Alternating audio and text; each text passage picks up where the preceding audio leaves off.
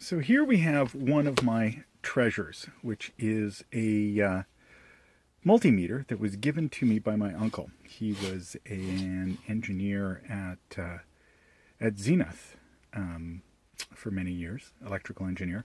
Um, he gave me this with a transistor back when I was, I couldn't have been more than 9 or 8.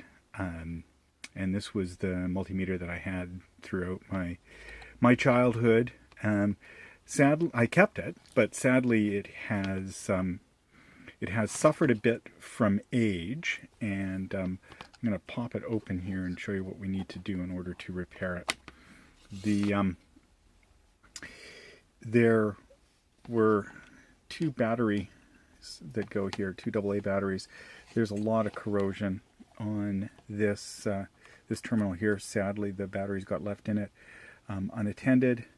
And not only that, but the meter movement inside here, inside the meter movement, there is a broken terminal. So I'm going to have to. That's the calibration magnet right there. You can see turn. I don't know if you can see that. As you turn that magnet, you can adjust the 0 point on the meter.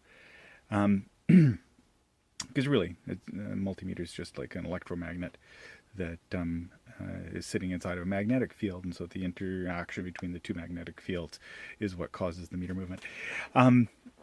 So yeah, I'm going to have to dig in there and see if I can do some delicate soldering, and that is the plan for this evening.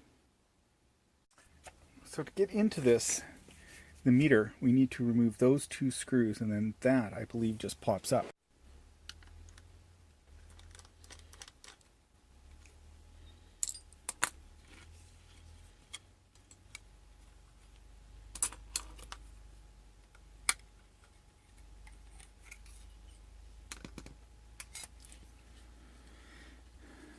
Okay. That there is the wire that needs to be resoldered.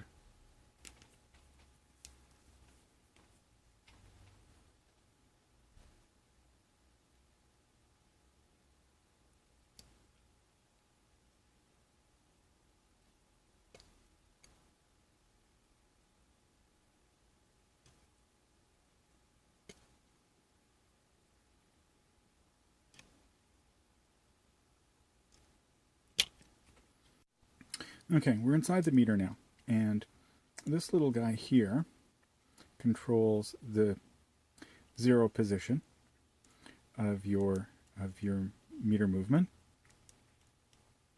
and these guys need to connect to those 2 terminals there.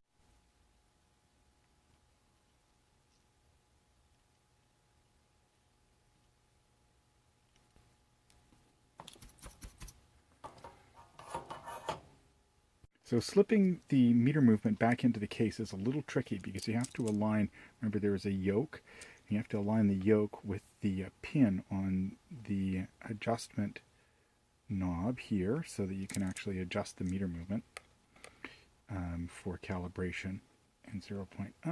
No. Did I lose it? Yes, no. There we go. Oh, it picks up again. There we go. Now the next thing we want to do is we want to get the acid residue off of here, and I think by using some sort of basic solution we can hopefully dissolve that corrosion and return this tab into something that's not a danger to the rest of the meter.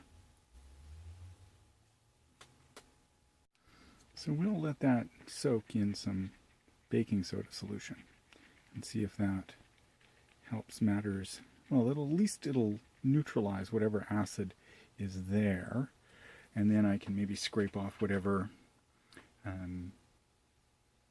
oxidation has occurred from the battery being leaking its acids all over the place.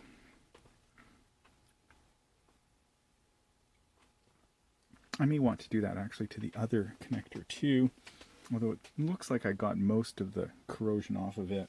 when I first did the investigation on the meter. So yeah, a little bit about this guy. Now, I have not gone searching for an instruction manual on how to use it, but there are ranges that include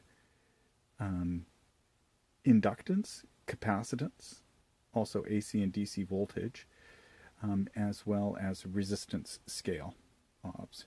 And then also some dB measurements that can be done with this meter. Now, I really do need to do some digging in how exactly they get all of those various measurements, and I would imagine that it's something to do with some sort of a circuit that measures relative capacitance to an existing capacitance that's in the meter, or some sort of inductor that's in the meter. But yeah, it'll be interesting to do some digging on what that, how they actually get those measurements out of a simple meter, and a simple meter movement, a couple of batteries and some resistors, and a capacitor, which is all I can actually see inside the meter. So yeah, do some digging and maybe do a video on how a analog multimeter works.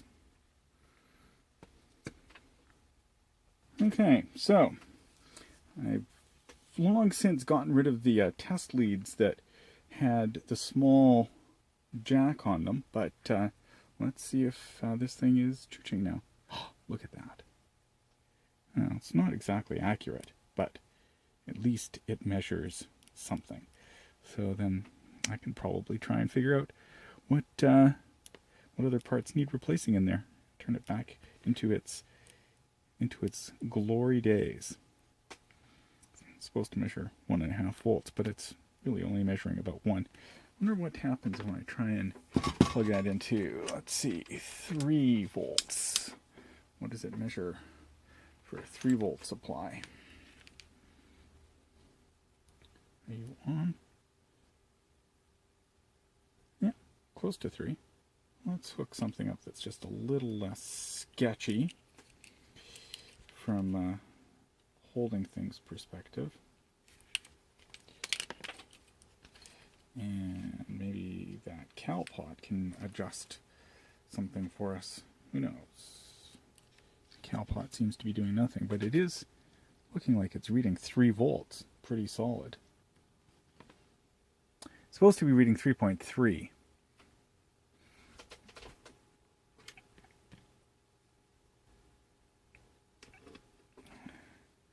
And that's supposed to be 5.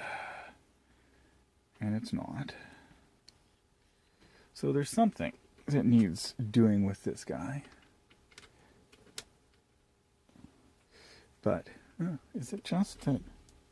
Oh, wait. Yeah. It's not trimmed out. It's not zeroed this way.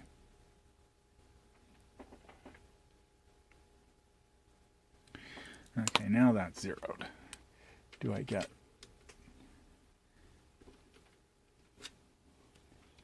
I get nothing. 3.3.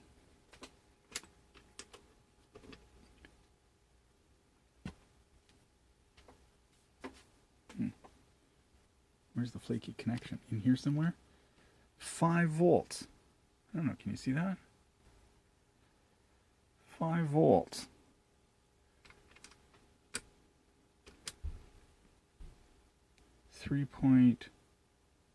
.2.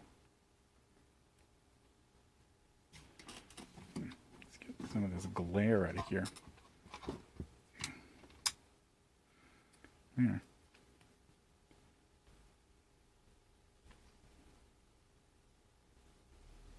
.3. 5 volts. Okay. That's reading 5. Should be reading 5. That should be reading 3.3. It's reading 3.25.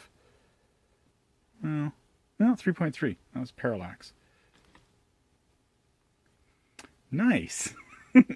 My meter's back. My beautiful old meter.